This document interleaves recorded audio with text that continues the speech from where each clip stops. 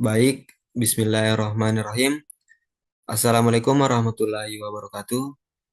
Perkenalkan, kami dari kelompok 8 yang beranggotakan 3 orang dan saya sendiri, Muhammad Ahmad Zadat, dan 2 orang teman saya itu Andi Zaskia Suras dan Rafika Dwi Putri.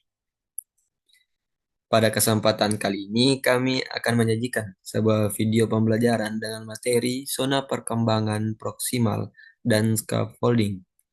Video ini dibuat untuk memenuhi tugas mata kuliah psikologi pendidikan sekaligus untuk menambah pemahaman kita bersama.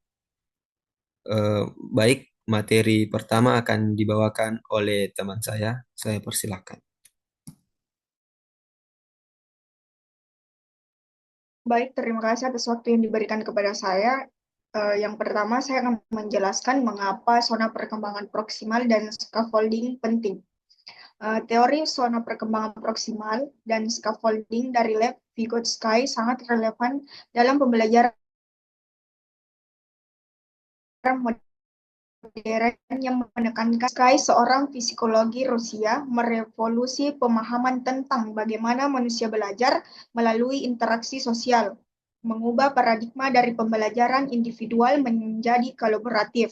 Dalam era digital dan globalisasi, di mana kolaborasi dan kerja tim menjadi keterampilan penting, pemahaman teori konstruktivisme sosial Vygotsky menjadi vital. Teori ini memberikan landasan teoritis yang kuat untuk memahami bagaimana pembelajaran terjadi melalui interaksi sosial, bimbingan dari individu yang lebih kompeten, dan penggunaan alat-alat budaya seperti bahasa.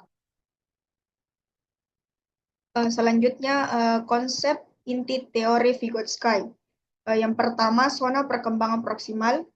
Zona perkembangan proksimal adalah jarak antara kemampuan aktual anak dengan potensi yang dapat dicapai melalui bimbingan. Ini adalah zona emas, belajar di mana siswa ditantang melakukan sesuatu di luar kemampuan mandiri, namun tetap mungkin dicapai dengan bantuan. Guru dapat menyesuaikan tingkat kesulitan materi, memberikan tantangan bertahap, dan memanfaatkan teman sebaya sebagai pendukung. Yang kedua itu scaffolding. Scaffolding adalah dukungan sementara yang diberikan guru agar siswa dapat menguasai keterampilan secara mandiri. Bantuan ini diberikan secara bertahap, lalu dikurangi seiring meningkatnya kemandirian siswa.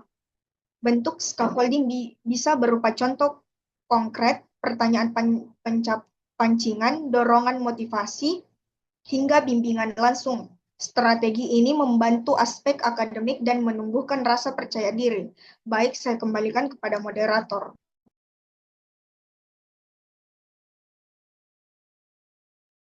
Baik, terima kasih atas kesempatan yang diberikan. Selanjutnya itu ada prinsip-prinsip belajar menurut Vygotsky. Yang pertama itu belajar sebagai aktivitas sosial, menekankan pentingnya interaksi dalam proses pendidikan.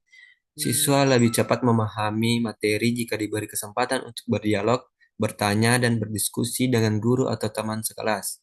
Yang kedua, bahasa sebagai sarana utama. Bahasa adalah kunci penting dalam pendidikan, memungkinkan siswa menyampaikan pendapat, menanyakan hal yang belum dipahami, dan menghubungkan pengalaman lama dengan informasi baru. Bahasa bukan sekadar alat komunikasi, tetapi juga instrumen berpikir. Yang ketiga, bantuan bertahap. Dukungan dari guru harus sesuai kebutuhan. Bantuan yang terlalu banyak membuat siswa pasif, sedangkan jika terlalu sedikit membuat siswa kewalahan. Keseimbangan adalah kuncinya. Yang keempat, kolaborasi mempercepat perkembangan.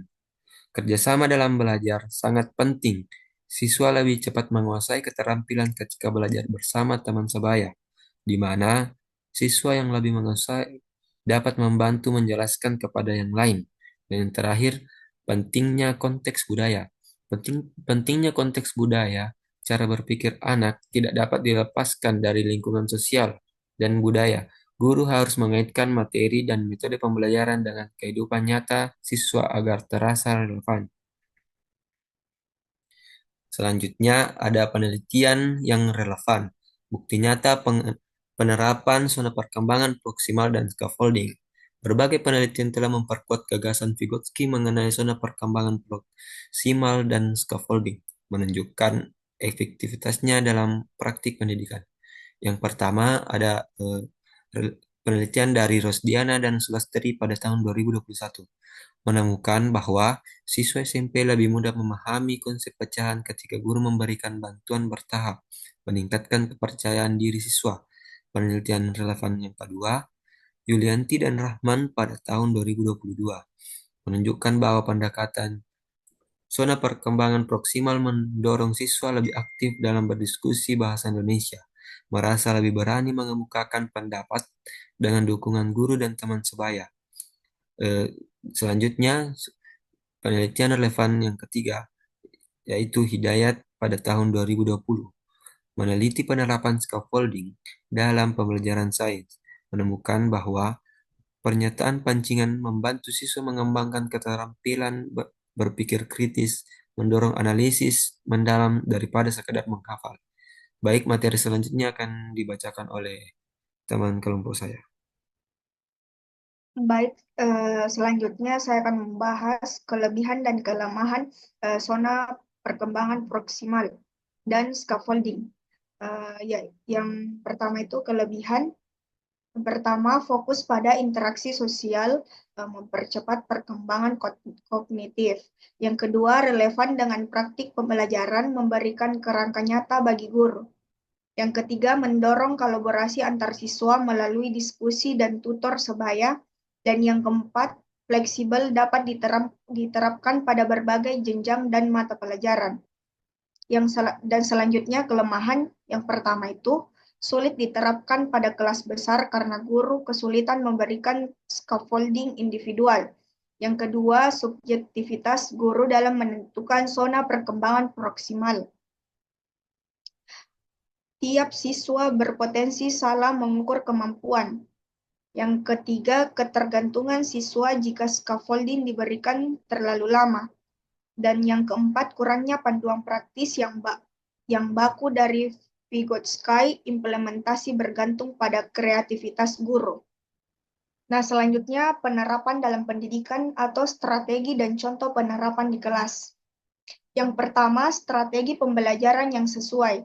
Yang pertama itu pembelajaran kooperatif, siswa bekerja dalam kelompok kecil saling membantu.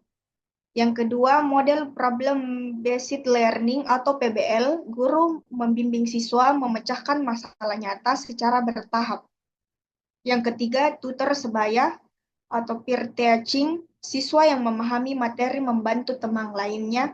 Dan yang keempat, pendekatan diferensiasi, guru menyesuaikan bantuan berdasarkan zona perkembangan proksimal masing-masing siswa. Yang kedua itu contoh penerapan di kelas. Yang pertama itu SD atau sekolah dasar, guru matematika membimbing siswa dengan benda konkret untuk soal penjumlahan lalu mengurangi bantuan. Yang kedua itu SMP, sekolah mengenal pertama, guru Guru Bahasa Indonesia memberikan contoh langkah awal penulisan ringkasan teks, lalu siswa menyusun dengan bimbingan. Yang ketiga, SMA atau SMK, guru fisika mendemonstrasikan perhitungan hukum Newton, diikuti latihan bimbingan dan mandiri.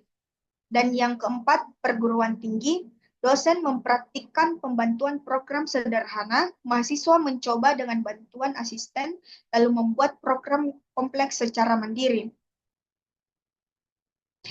Baik, saya kembalikan kepada moderator. Baik, selanjutnya itu ada kesimpulan dan saran. Zona perkembangan proksimal dan scaffolding, Vygotsky menegaskan bahwa belajar tidak terpisahkan dari interaksi sosial dan budaya. Zona perkembangan proksimal menjelaskan jarak antara kemampuan aktual dan potensi siswa dengan bantuan, sementara scaffolding adalah dukungan sementara untuk mencapai kemandirian. Teori ini mengoptimalkan perkembangan peserta didik, meningkatkan pemahaman, partisipasi, motivasi, dan kemandirian siswa, menjadikannya landasan penting untuk proses pembelajaran yang interaktif, kolaboratif, dan bermakna. Adapun sarannya, bagi guru dan atau pendidik. Identifikasi zona perkembangan proksimal siswa, berikan scaffolding bertahap, dorong kolaborasi, dan kurangi bantuan seiring kemandirian siswa. Bagi mahasiswa, pahami dan terapkan teori ini dalam praktik mengajar atau sebagai tutor sebaya untuk mengembangkan kemampuan kritis dan kolaboratif. Yang terakhir, bagi peneliti selanjutnya, lakukan penelitian mendalam tentang efektivitas scaffolding di berbagai jenjang dan bidang studi, termasuk pemanfaatan teknologi digital. Baik, itulah tadi video pembelajaran dari kelompok 8. Lebih dan kurangnya mohon dimaafkan. Saya Musar Ahmed Dedat sebagai moderator pamit undur diri. Wassalamualaikum warahmatullahi wabarakatuh.